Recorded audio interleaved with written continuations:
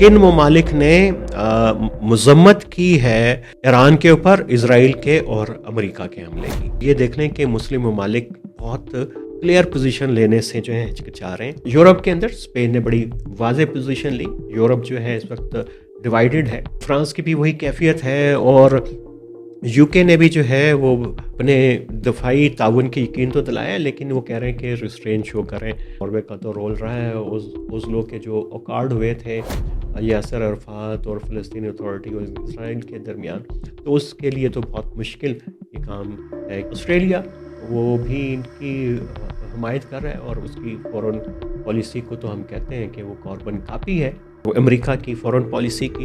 India के लिए तो वही पोजीशन हुई कि मोदी साहब 2 दिन पहले जंग के तल अवीव में थे, वैसे ही जैसे इमरान खान यूक्रेन जंग से 1 दिन पहले मास्को के अंदर थे। और इसके साथ कि पाकिस्तान का इंटरेस्ट किसके साथ है, पाकिस्तान की जो पूरी इकोनॉमी, डेफर पेमेंट्स के ऊपर पेमेंट्स और पाकिस्तान का एटमी प्रोग्राम। अमेरिका के लिए तो ईरान की जो जौहरी और न्यूक्लियर कैपेबिलिटीज़ थी, प्राइमरी टारगेट उसका ये था।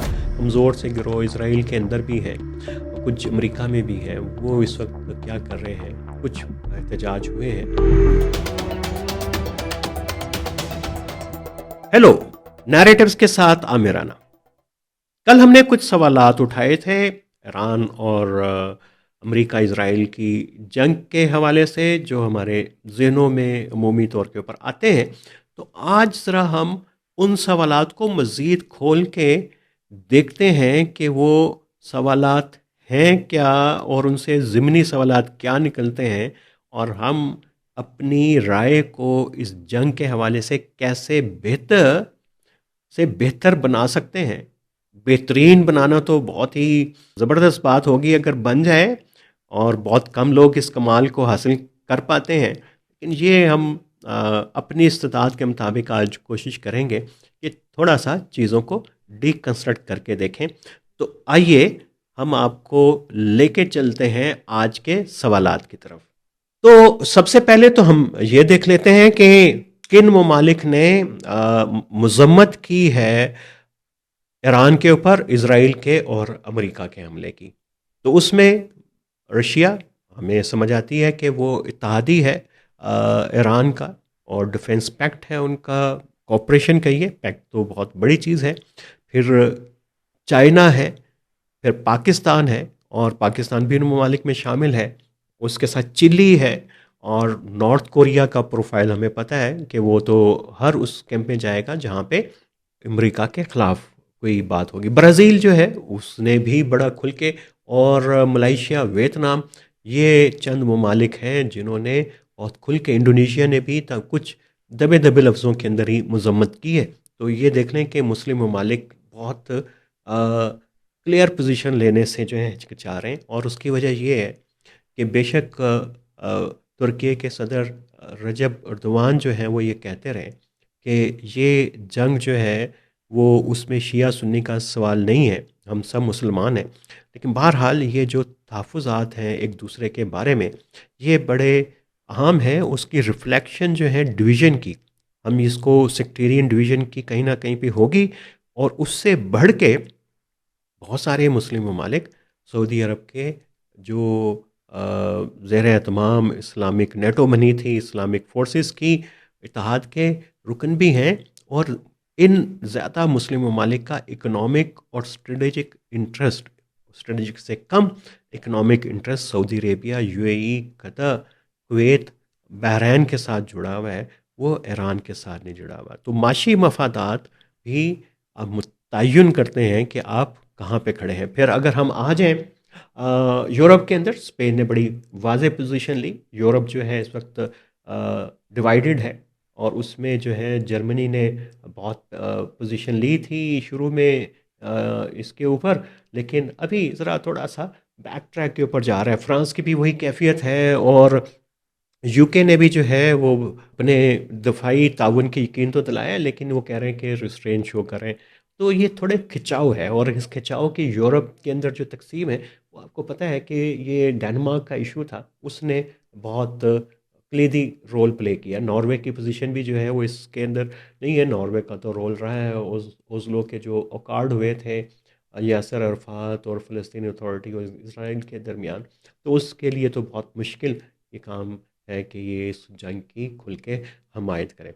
लेकिन आर्मीनिया ने भी किया क्रिटिसाइज़। आर्मीनिया जो है वो इस जंग की मुखालफत कर रहा है, और उस जंग की मुखालफत की वजह ये कि आज़रबाईजान के साथ अगरचे उनकी अमेरिका ने, ट्रंप ने सुलह तो करवाई और उनका कॉन्फ्लिक्ट किसी हद तक हल हुआ, लेकिन आज़रबाईजान जो है वो इसराइल के बहुत करीब है इन दिनों में, अमेरिका के उसके ताल्लुकात बहुत करीब है। और आज़रबाईजान का एक पूरा असर व रसूख, उनकी आबादी ज़ाहिर है कि एक आज़री आबादी वो ईरान के अंदर भी है, और बल्कि ये जो पूरे आयतुल्लाहs है उसमें बहुत सारे आज़री हैं, इवन के अली ख़ामनेई साहब भी आज़री बैकग्राउंड के थे। तो वो कंपोजिशन भी हम देखेंगे। फिर अफ़गानिस्तान ने भी जो है वो मुखालफत की है, लेकिन आपको उन ममालिक की फ़हरिस्त भी ज़रा बता दें, आपको गिनवा दें बल्कि, जिन्होंने इनकी हमायत की है। यूक्रेन है, उसकी हमें वजह पता है कि वो रूस के साथ हालत जंग में है, और रूस और ईरान के ताल्लुकात करीबी हैं और दिफाई ताउन है, और जो ईरान के ड्रोन जो है इस्तेमाल हो रहे हैं, वो रूस इस्तेमाल कर रहा है यूक्रेन के ख़िलाफ़, तो उसकी वजह हमें समझ आती है। फिर ऑस्ट्रेलिया, वो भी इनकी हमायत कर रहा है, और उसकी फ़ॉरेन पॉलिसी को तो हम कहते हैं कि वो कार्बन कॉपी है वो अमेरिका की फ़ॉरेन पॉलिसी की। जर्मनी जो है वो पहले खुल के हमायत कर रहा था, लेकिन अभी थोड़ा सा अब खिंचाव खिंचाव, मैंने पहले भी कहा। अर्जेंटीना जो है वो थोड़ा सा सरप्राइजिंग इसलिए है, और आपको उसको जांचने की कोशिश ज़रूर करनी चाहिए कि ऐसा क्यों है कि वो अ, इस जंग की हमायत कर रहा है, हमले की हमायत कर रहा है ईरान के ऊपर। अगरचे वो वहाँ पे फ़लस्तीनियों की, अरबों की एक बड़ी तादाद वहाँ पे है, और लेकिन इसराइल ने वहाँ पे कैसे जाके पेनिट्रेट किया अर्जेंटीना में, ये भी एक बड़ी इम्पॉर्टेंट बात होगी सोचने और समझने के लिए। तो इसके अलावा बहुत सारी ऐसी यूरोप की रियासतें हैं, मशरक़ी यूरोप की, रोमेनिया है, फिर लिथुआ है, लिटविया है, चेक रिपब्लिक है, और फिनलैंड, उन्होंने भी इस हमले की हिमायत की। ज़ाहिर उसकी वजह अमेरिका के साथ इनके ताल्लुकात जो हैं वो बहुत गहरे और जुड़े हुए ताल्लुकात हैं। और अभी तक जो खामोश है, रिस्ट्रेन का कह रहे हैं, उसमें Portugal, Austria, Belgium, Netherlands, United Kingdom, France, ये इसके अंदर सारे ममालिक शामिल हैं। और बहुत सारे ममालिक जो हैं अभी न्यूट्रल पोजीशन ले रहे हैं, उसमें साउथ अफ्रीका भी न्यूट्रल पोजीशन ले रहा है, इंडोनेशिया है, आयरलैंड है, अज़रबैजान का हमने ज़िक्र किया, उज़्बेकिस्तान, वेटिकन, यूरुग्वे जो है, ये ममालिक हैं।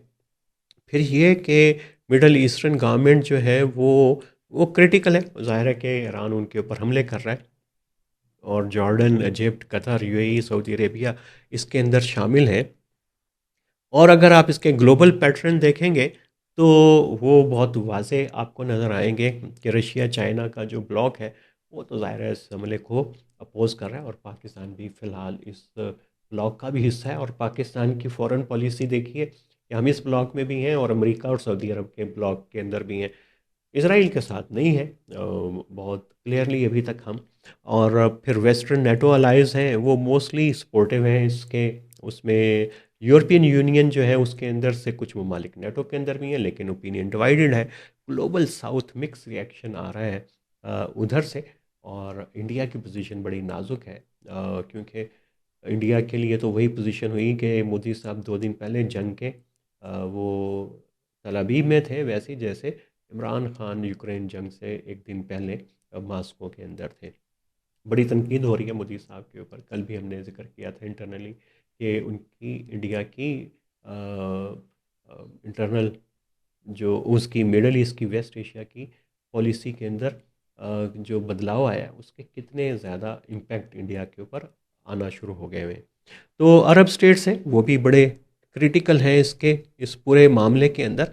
लेकिन सबसे अहम बात जो हम करना चाह रहे हैं वो, कल हमने सवालात किए थे, तो आज फिर हम जानने की कोशिश करेंगे कि इज़राइल का अब कोई उसको पागल कुत्ते ने काटा कि वो मुसलसल 40 साल से ईरान को डिस्टेबलाइज ख़त्म करना चाहता है। एक तो आप उसका एक सवाल ज़रूर ये आएगा कि हॉलोकॉस्ट के कॉन्टेक्स्ट के अंदर उसके अंदर एक खौफ की नफ्सियात बड़ी गहरी है। फिर ये कि अरबों के साथ जो है उसकी जो 2 जंगें हो चुकी हुई हैं और पाकिस्तान ज़ाहिर है उन जंगों में अरबों के साथ। और उस वक़्त ईरान जो है उसने रिस्ट्रेंट शो की थी और Shah of Iran Raza Shah Pahlavi जो थे वो इज़राइल के साथ थे, लेकिन चूँकि पब्लिक प्रेशर ओपिनियन का था, लेकिन वो अपनी राय का खुल के इज़हार नहीं उसका करते थे। यानी पब्लिकली नहीं, ऑफ़िशियली जो इंटरनेशनल फोरम्स के ऊपर उनकी पोज़ीशन इज़राइल के हक़ में थी। तो इनकलाब के बाद वो पब्लिक सेंटिमेंट जिसको अ, अ, आयतुल्लाहज़ और बाकी हिज़्ब मुखालिफ की जमातें सपोर्ट करती थी, अली शरीयती के हामी ग्रुप और खल्क वाले, तो वो एक बहुत बड़ा क्राइसिस क्रिएट हुआ और यहीं से अमेरिका के लिए भी जो क्राइसिस क्रिएट हुए 1979 में अमेरिकन एम्बेसी के ऊपर जो हमला हुआ और वहाँ से डिप्लोमेट्स को निकाला गया। उसके बाद इराक जंग से पहले जो पूरी एक टेंशन अमेरिका की ईरान की रही और उस वक्त भी ख़तरा ये लगता था कि ये एक बड़े अ, तसादुम को जन्म दे सकती है। लेकिन उस वक्त अमेरिका के इतने बेसिस नहीं थे गल्फ़ में अरब स्टेट्स के अंदर। और ये जो अरब स्टेट्स ने ये जो अड्डे देने शुरू किए, ये भी एक बड़ी इम्पोर्टेंट बात है। इसको भी देखने की ज़रूरत है। हमें ये सवाल ज़रूर करना चाहिए, क्या ये 1979 में जो जॉयमैन की सीज ऑफ मक्का हुई थी और खाना काबा पे कब्ज़ा किया था, उसके बाद से हुआ? या फिर ये इज़राइल की एक्सपेंशन से शुरू हुआ? या अरबों की अपनी गलतियाँ थीं कि उन्होंने पीएलओ के बजाय जो है हमास जैसी इस्लामी शिदत पसंद तंजीमों को, ब्रदरहुड की तंजीमों को सपोर्ट करना शुरू किया, जिसने एक पूरी आलमी दहशत गर्दी की तहरीक की सूरत अख्तियार की। उसके कई उसके विंग्स थे। तो बहुत सारी पॉलिसीज़ इसके अंदर हैं। फिर ये कि ईरान और इराक जंग के अंदर और फिर उस वक्त अरबों का क्या किरदार था, और या कुवैत के ऊपर हमले के बाद से अरब मजबूर हुए अमेरिका को अड्डे देने के ऊपर, या फिर ये इससे भी बढ़ के था कि उनको लगता था कि ये जो इराक ने कुवैत के साथ किया, ईरान बहरैन के साथ कर सकता है और कुछ सऊदी इलाकों के ऊपर कर सकता है। तो ये बहुत सारे खौफ जो हैं, जैसे इसराइल के खौफ हैं उसी तरह अरबों के भी खौफ हैं और ईरान का भी खौफ है। ईरान ने पूरा इराक जंग से सीखा कि अगर आपको अपने आप को ज़्यादा मजबूत बनाना है तो कितनी मल्टी लेयर सिक्योरिटी स्ट्रक्चर बनाने हैं, तो वो उन्होंने बनाए और आर्म्स ऑफ रेजिस्टेंस क्रिएट किए, हिजबुल्लाह को मजबूत किया, हौसियों के साथ ताउन किया, हमास के सर के ऊपर हाथ रखा। तो उसने जाके कि अपनी जंग को फ्रंट के ऊपर जाके उसकी प्रॉक्सिस के ज़रिए लड़ने की उसने कोशिश की। सीरिया के पूरे तसादुम के अंदर भी हमने देखा कि उसका ईरान का क्या काम था। तो उसने पूरे अ, ईरान की पॉलिसी को भी देखने की ज़रूरत है कि वो हुई क्या और अरब क्यों खौफज़दा है और ईरान क्यों खौफज़दा था, और ये टेंशन्स सऊदी अरब की और ईरान की आपस में क्यों बहुत ज़्यादा रही हैं, अरबों की भी, लेकिन इनके साथ उसके फैक्टर क्या हैं? क्या ये सिर्फ मजहबी फैक्टर है, सेक्टेरियन है, तज़वीराती हैं, सियासी हैं, वसाइल के हैं, ऑयल के हैं, एनर्जी के हैं, क्या मसाइल हैं? तो जब तक हम इनको नहीं जानेंगे, सोचेंगे, तो हमें, और इसके साथ कि पाकिस्तान का इंटरेस्ट किसके साथ है, पाकिस्तान की जो पूरी इकोनॉमी, डेवलप पेमेंट्स के ऊपर पेमेंट्स और पाकिस्तान का एटमी प्रोग्राम, ये तमाम चीज़ें जो हैं वो बड़ी अहम हैं, जिनके बारे में हमें सोचना और देखना चाहिए। फिर ये भी हमें देखना पड़ेगा कि अमेरिका का एक मकसद महज यही है कि वो सिर्फ इस जंग के अंदर इसलिए कूद पड़ा कि वो मर्ग भर अमेरिका के नारे लगते थे, उसकी मेमोरीज जो हैं उससे पहले ईरान वो चरागाह था सीआईए और बरतानवी MI6 का, तो वो उससे उसकी पूरी तस्वीराती पोजीशन चेंज हो गई है, या ये उससे भी कोई गहरा मसला है, या ये फिर वो मसला है जिसको लोग बड़ा आसानी से नैरेटिव कंज्यूम कर लेते हैं कि वेंजलिस के पूरे पास्टर्स और उनसे जो है वो ब्लेसिंग ले रहे थे ट्रम्प साहब। और फिर उनके जो इसराइल के अंदर एम्बेसडर है हैकमी, उन्होंने भी कहा कि ये तो बाइबल के मुताबिक एक्सपेंशन इसराइल की जो है वो ठीक है, जायज़ है। ये नैरेटिव अमेरिका में है क्या, या ये वाकई उनकी किसी प्रॉपर स्ट्रेटेजिक पॉलिसी का हिस्सा है इस वेस्ट एशिया के अंदर, कि मज़हब इतना इम्पोर्टेंट है अमेरिका की पॉलिसी में, या फिर ये कि इसकी और कोई वजूहत है, या मजहबी नैरेटिव सिर्फ जो है वो सपोर्ट देने के लिए होते हैं रियासतों की पॉलिसीज़ को। तो ये भी पब्लिक सेंटिमेंट से प्ले करने के लिए ये भी देखने की बड़ी ज़रूरत है। फिर हमें ये भी देखने की ज़रूरत है कि इसराइल के खौफ की क्या वजूहत हैं, और ये जेनोसाइड जो किया उसने गज़ा के अंदर, अभी उसकी भी जवाब तलबी होगी। तो तय दर तय हम आप देखते जाएंगे तो मामलात जो हैं आपको बड़े पेचीदा इसके अंदर नज़र आएंगे। मुख्तसरन हम कहें कि अमेरिका के लिए तो ईरान की जो जौहरी और न्यूक्लियर कैपेबिलिटीज़ थी, प्राइमरी टारगेट उसका ये था कि ये एक बड़ा डिस्टेबलाइजिंग फैक्टर है। बज़ाहिर अमेरिका की ये पोजीशन है, तो आप इसको देखेंगे कि इसके अंदर की ये पोजीशन की वजूहात क्या है, और ईरान ने इसको क्या इसके साथ स्ट्रेटजिक प्ले किया, पॉलिटिकल प्ले किया या नहीं किया। बावजूद के ईरान के जो आयतुल्ला खामनाई का भी फतवा मौजूद था, उसके बारे में अब बात हो रही है कि ये जो है न्यूक्लियर हथियार रखना हराम है। अब वो पोजीशन रहेगी कि नहीं, उनके पास हथियार है कि नहीं है। और इसराइल का भी सबसे बड़ा ईरान का जौहरी प्रोग्राम, उसके इत्तेहादी गिरोह थे, और ये भी चाह रहे थे कि पूरे रीजन के अंदर जो है एक तवाज़ुन जो है वो बिगड़ा हुआ है ईरान की वजह से, और अरब भी जो है उसके खौफज़दा थे। फिर ये कि ईरान के लिए जो सबसे अहम, अब ईरान का नुक्ते नज़र भी हम जानने के लिए उसका अगर समरी एक लफ्ज़ में करें तो वो हुकूमत का इस्तेहकाम और बैरूनी जो ख़तरात हैं उनसे बचाव के लिए उन्होंने एक पूरी स्ट्रेटजी क्राफ्ट की। ये सवालात जो हैं बड़े इम्पॉर्टेंट हैं, और यूरोप क्यों डिवाइडेड है ये भी बड़ा इम्पॉर्टेंट है, कि वो जो होलोकॉस्ट के अंदर जो जो कुछ हुआ यहूदियों के साथ, उसका एक गिल्ट है, और उस गिल्ट की वजह से क्या वो अपने ह्यूमन राइट्स के पूरी जो वैल्यूज़ हैं जिनके वो बड़ी एडवोकेसी करता है, दुनिया में पैसे खर्च करता है, क्या महज एक बीटर मेमोरी और जो आपने जुल्म किया माजी में उसकी वजह से आप उनके आज मज़लूम, जो कल का मज़लूम था आज का सबसे बड़ा जालिम है, उसके सारे गुनाहों को माफ़ कर देंगे? यूरोप के ज़मीर के ऊपर एक बहुत बड़ा सवाल है, जिसकी ऊपर उनके दानिश्वरों की राय तो आना शुरू हो गई है, लेकिन ये अभी इतनी ज़्यादा शार्प नहीं हुई कि ये किसी पॉलिटिकल नैरेटिव के अंदर आए, सिवाय स्पेन के। और ये भी कहीं पे अगर आपको थोड़ी थोड़ी रिस्ट्रेंट्स नज़र आ रही हैं तो उसकी कोई ना कोई एक वजह है। फिर हम ईरान के ख़िलाफ़ जो मुख्तलिफ़ ममालिक हैं उनकी पोजीशंस को भी देख लेते हैं। वो सऊदी अरब जो है वो जंग नहीं चाहता, लेकिन उसके ऊपर हमला हुआ।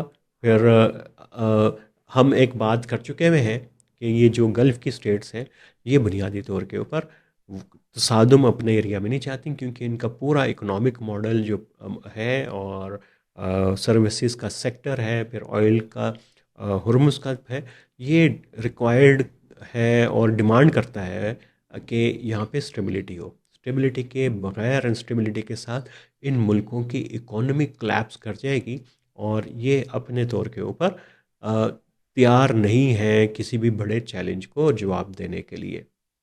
फिर हमें जंग और इंसानी हकूक़ के हवाले से भी देखना पड़ेगा। कुछ कमज़ोर से गिरोह इसराइल के अंदर भी हैं, और कुछ अमेरिका में भी हैं। वो इस वक्त क्या कर रहे हैं, कुछ एहतजाज हुए हैं, वो किस सतह के ऊपर पहुँचे। लेकिन पाकिस्तान की पोजीशन के हवाले से बहुत ज़रूरी है कि आज फिर हम उसके ऊपर मज़ीद बात करें, और कल जो हमने बात जहाँ पे छोड़ी थी उसको थोड़ा सा आगे बढ़ाएं। और वो ये कि जब शाह ईरान के दौर तक पाकिस्तान और ईरान के ताल्लुकात किसी ना किसी तरीके से एक बड़े फंक्शनल और प्रैग्मेटिक डोमेन के अंदर थे।